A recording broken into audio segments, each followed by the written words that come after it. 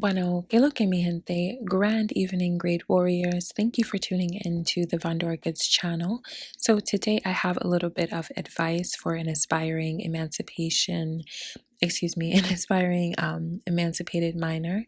As per usual, I won't say your name and I will probably just omit any of the details that you share, like where you live and your age, just because I don't think everyone should know that, just to understand the gist of what your email contains. So, with that being said, I'm just going to read the email and then I will let you know what some of my thoughts and advice is, and then I will also answer your questions if you have any in the email.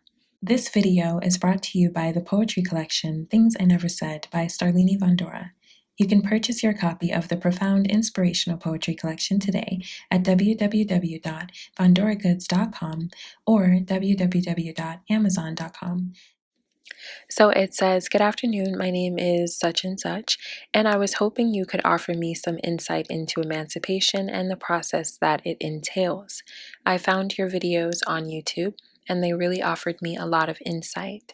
I live in such and such, where the emancipation age is 16 years old. I think I can say your age. I'm currently 15 and I will be turning 16 on such and such day. I am hoping to go to my local juvenile and domestic relations district court on my birthday to try and get this whole process started. Is that a bad idea?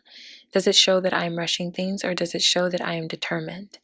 I also have questions regarding income and expenses to prove that I am capable of being financially independent.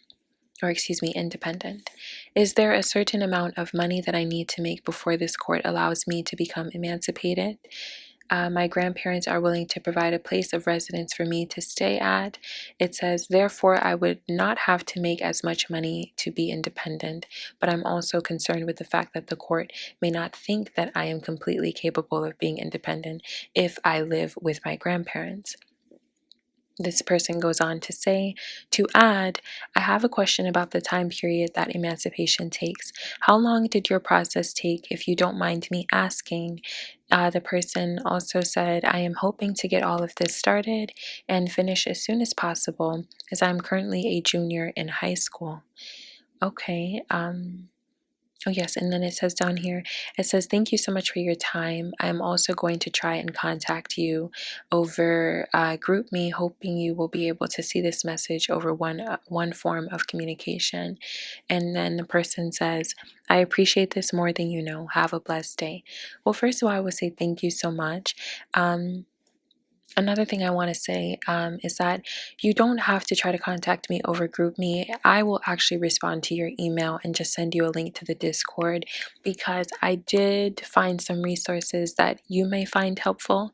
There is, I forget the name of the website, but it's like a legal websites like legal something. I forget the name right now, I'm sorry, but I will send it to you in the email, because I found this and I think this is a great tool for anyone who has questions about the law, first of all. But there are about 267 questions specifically about emancipation, and these are questions from real people. So you can scroll through the numerous pages, and then you can even find mention of what the process is like in your state, and questions from other people in your state who may have gone through it or are currently going through it, and you can see what actual lawyers have responded to those minors about. So I would check that out if I were you, and I will send that link in the Discord group for other people who are curious, but I'll also send it to you in the email. Thank you for supporting Vandora Goods digital content, brought to you by Starlini Vandora. To learn more about the Things I Never Said poetry collection and podcasts, be sure to read the description below. To continue your support, you can submit your advice, questions, and suggestions using the link in the description. You can also use the Google Form link or send me an email to request access to the Vandora Goods Discord group. Thank you in advance for all monetary contributions that you make to Vandora Goods via the Venmo and Cash App links in the description below. So don't worry about the GroupMe thing, but also something that I want to say is that I'm very impressed whenever I receive an email from any of the people who watch my videos and specifically contact me about emancipation. You all are typically so well spoken And I know I can't hear you, but I can tell by the way that you write that you're very articulate. I can tell that you all are really taking your lives seriously and that you have a sense of initiative that I will be honest, the average teenager does not have. And I obviously I understand that you need to have that when you're trying to become an emancipated minor. You need to show not that necessarily you're quote unquote above average, but that you can be mature because no judge is going to want any child out here in the streets or some emancipated minor who's in a worse predicament than she was in when she was living with her caregiver, her parents, or whomever, you know? So it's a good thing to be able to tell that you are mature, even if the judge doesn't ever see you face to face, in the event that, you know, you have a hearing over the phone because the pandemic has changed the way that some of these court hearings happen. But anywho, to answer some of your questions, the first one about you rushing things by going down to the district court, I thought that was an interesting one. You're not rushing anything in my opinion, because only you know how much you can take. You're the only person who knows how comfortable or uncomfortable being in your circumstance makes you. So if you really think that the day of your birthday, the day of your birthday, girl, that you want to go down to the court, then I think you should do that. I would do the same thing. I wouldn't waste any time. I think that you have to have a sense of initiative, like I said, but you also have to have a sense of urgency because if you don't take this process seriously, you really shouldn't be surprised if other people choose to do the same thing. I shared in some other videos, and I even wrote in my poetry collection in the poem called Emancipation that my lawyers at one point wanted to just give up. And it's no, you know, no slam to them. I think that they just wanted to take my father's word when he said that he was going to stand before the judge and tell the judge no. And in my state, that meant that I couldn't get emancipated because unfortunately, in some states, if your parents say no, then it's a wrap with a bow on top. Girl, call a U-Haul truck. It's over with. Like, you got to go back home. And my father said that he was going to do that to me. So my lawyers were like, no, well, then you don't need to go. Like, let's not waste any time. Like, we're sorry. And I told them, we're going to that courthouse. I didn't contact you. I know I'm not paying you anything, but I didn't contact you for no reason. Like, we're going to do this. If anyone's going to tell me no, it's going to have to be the judge, not my father, not you, not anybody. So that's the attitude that I had, and I'm so glad that I did because it was the judge who decided to tell my father he needs to think twice about what he's denying me of, and she is the one who suggested that he approve of the petition, which he did. So you never know what may happen if you're meant to be an emancipated minor, if the universe, if God, if the spirit, whoever you believe in, whatever you believe in, thinks that you are better off in a new predicament, specifically with your grandparents, then it will happen that way. But you have to be willing to take that initiative and fight in the event that other people are, you know, going to try to deny you or discourage you, because it may happen. And speaking of your grandparents, I think that you should consider that you're in a more fortunate situation if your grandparents will open up their home to you, because again, no judge wants to send a child out into the streets just so that the child can say, I'm an emancipated minor. Like, no, the judge is not going to want that on his head. You know, like if you were to be granted emancipation and then you end up homeless on the street or like a victim of, you know, just all kinds of stuff. If you end up in the jail system or like a juvenile detention center or something like that, then obviously it's going to look really bad on the judge for emancipating you. And people may be able to argue that you were better off in the toxic situation that you want to leave if it is toxic. So with that being said, I would just make sure that your grandparents are willing to go to the courthouse with you. That's really important. I don't know what happens if they don't show up, but maybe on that website that I told you about and other resources that I'm going to put in the Discord group, you may be able to read about what happens if they don't show up.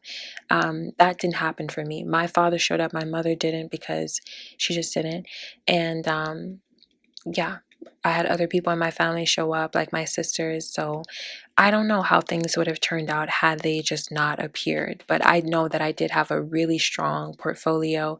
I had a lot of documents and I had letters from a variety of people that I knew. So that worked in my favor tremendously. And I'm sure if you do the same, that will really help you.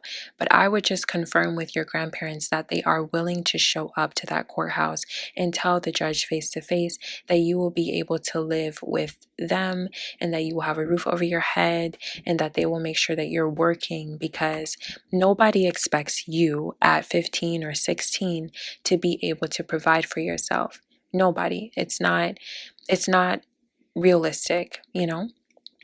Don't be fooled by the stuff you see on social media with all these like 2-year-olds on YouTube with all these toys and all this money and stuff like that. Like, understand there's a machine behind that face that you see. There's a whole production of people who are making sure that that child celebrity or that child influencer has all this money. Understand that nobody expects a 15 or 16-year-old to handle the responsibilities of an adult. And in a perfect or an ideal world, no one would have you be in that predicament. A 16, 15-year young kid is a kid. A kid is supposed to be a kid because you only get to be a child for such a short amount of time. You have your whole life to be an adult and to take care of responsibilities and stuff. So don't sweat it. Nobody really expects you to have everything figured out. But yes, if you have a job, that will definitely help you. If you're able to show the judge prior to when you petition for emancipation that you've already been working and that you have pay stubs and you have a little bit of money saved up, then that shows that you are at least on the right path to being financially stable at some point in time. You know? If you have like extracurricular activities that you do, it shows that you are involved in your community and in your school. So that helps as well. But you don't have to have both. If you just have a job, then that's good enough because it shows that you're willing to take care of yourself, even if you're living with your grandparents. You asked if there's a certain amount of money that you need to make before the court allows you to become emancipated. No, there's no certain amount of money, especially if you have people who are willing to say you can come stay with them and that you have a trustworthy relationship and a secure relationship with them that appears healthy to the judge. You don't need to have a certain amount of money, but obviously the more that you have, the better. And make sure it's your money. Like if you already have a credit card, or not a credit card, a debit card, and an account through a bank, I would be prepared to sever the ties with whoever's connected to that account, if it is your mom or whoever it is that you're moving away from, so that they can't still access that. And then depending on your state, you may be able to open up a bank account by yourself once you're 16.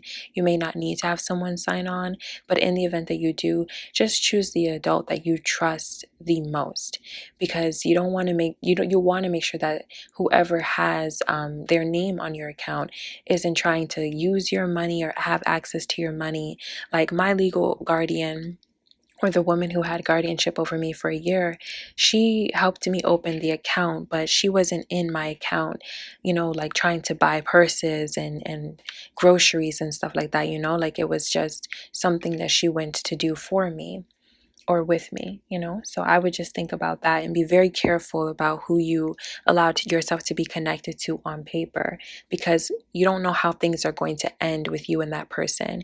You never know if your grandparents might have a hard time with you severing the ties with them once you're 18 or 19 and you want to move out. So you just want to have a clean split, and you want to make sure that you own whatever you own. Like if someone gives you a phone, that's cute, that's nice, but make sure that's not the kind of person who is going to take it all away from you when it's time for you to leave or when you have a heated moment. Like you want to make sure you're not involving yourself with people who are going to say like, leave and make sure you leave everything that I've ever given you, because then you're going to walk away with nothing.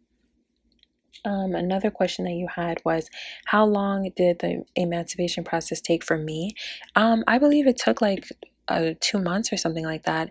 I don't remember the exact dates, but I believe it was like in October when I contacted the lawyers, and then I was emancipated by December 1st. In fact, today marks the 6-year anniversary, I believe, that I became an emancipated minor. Yep, 6 years ago today, I became an emancipated minor. Ooh, shout out me.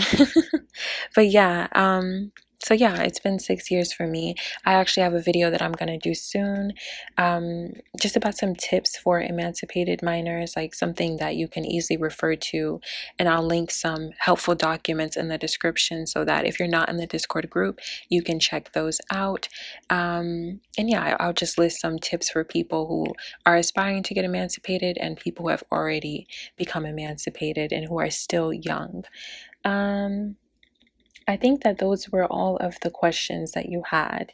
But yes, in terms of how long, like in terms of the duration of the process, it's really just up to you and your lawyers. It depends on how quickly they can file things. And also, given the pandemic, it might take a little bit longer for things to get filed, depending on what state you're in and how fast they can process the documents. So I would definitely ask your lawyers about that.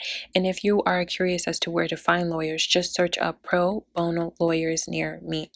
And that is spelled PRO space BONO space lawyers near me. And just read a few reviews. Make sure that, they have some, actually make sure that the website is credible, because if they don't have reviews, you obviously won't know of other people's testimonies. But just make sure that you can research about that establishment or that organization. The organization that I went to was funded by state grants, I believe. So they were pretty reputable, and obviously they helped me out tremendously. But yeah, in terms of everything else that you said, one thing that I would advise you to do is research these services that are provided by the JDRCC that you mentioned in your email. I would also research whatever services are provided by your local Department of Human Services, because after I became an emancipated minor, I was told to go to the DHS office and I would be given like a voucher for food stamps, and that I would be given the free health insurance. I believe it's Medicaid. So I received the maximum amount of food stamps that one person can receive, and I received the health insurance. I didn't know that that would happen until it happened. So I would look into that if I were you. I would look into any services that are provided by any of those organizations for people who are less fortunate. I would find out where any shelters are, any programs are for teenagers, just so that you know what's accessible near you.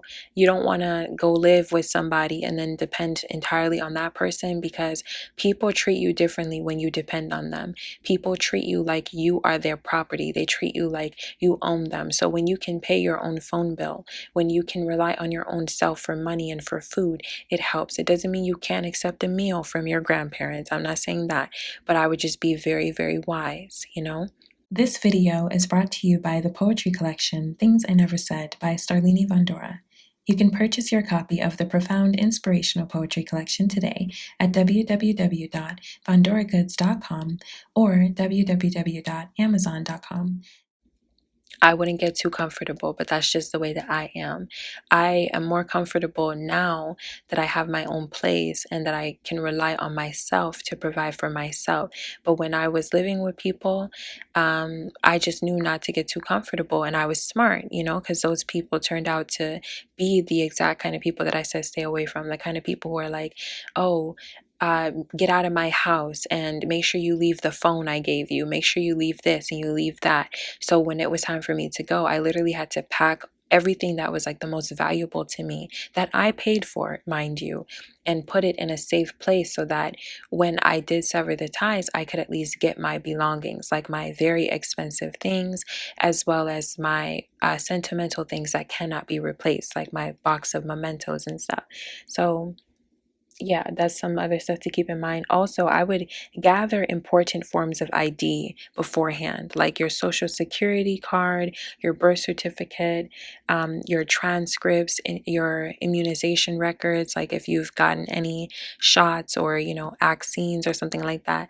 I would just make sure you have all those documents ahead of time, but don't get yourself in trouble trying to get those things because I don't know what your situation is, but I came from, some pretty violent people. So when it was time for me to leave, people put hands on me and stuff like that.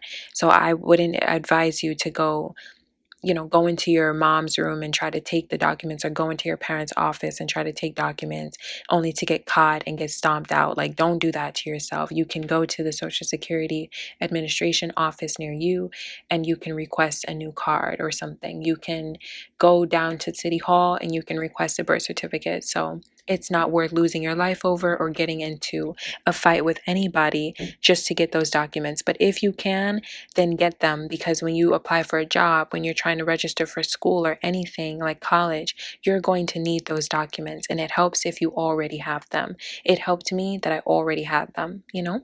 Um, and I already had them because I had recently applied for a job and I just never put them back. So if you are looking for a job, I would go get those documents, use that excuse, and then just hold on to them. If you can't hold on to them, make copies of them when you're at work or at the library or something like that, if you can. But yes, you know the severity of your situation. And if you trust your instincts, then you should know how to behave and how to move accordingly. So on that note, I would just say remember to take the goal seriously so that other people will do the same thing. Don't let your lawyers or anyone deter you from your goal. Don't let anyone tell you that it's impossible. Move silently if you have to. You don't have to tell people what your plans are. Sometimes when you do that, they try to squash them. So if you have to be a little bit secretive, that's understandable. If you have to delete your messages sometimes, then that's understandable, because you don't always know who you can trust when things become very hostile in your environment. But I would say take care of yourself. I would say use the internet for any resources that you need. If you need a hotline to talk to somebody, use the internet for that, because it's a great way to keep things confidential. And use that website that I'm going to send you, and also just keep researching about the process and prepare. Pack your things up in advance so that it's easy for you to just get out when it's that time, and make sure that your grandparents are really willing to testify for you and be there for you during this process, and have a game plan, have an idea, have a vision. Don't stress yourself out too much. Don't overwhelm yourself, because remember that everything is temporary. This too shall pass. It may feel like this is the heaviest thing that you've ever had to deal with. It may feel like a fat elephant with a fat booty is just sitting on your chest. My goodness. But in due time, it won't feel like that anymore. I swear it won't. Everything is temporary. Remember that. The good, the bad, and everything in between. So you're going to be more than fine. You'll be blessed, and you will continue to prosper no matter what. On that note, I will say thank you for listening. Tata mi amor, take care. Gonna give you this mic back, but what I'm gonna say to the ladies that been told that you cannot have, you tell the devil you's a liar.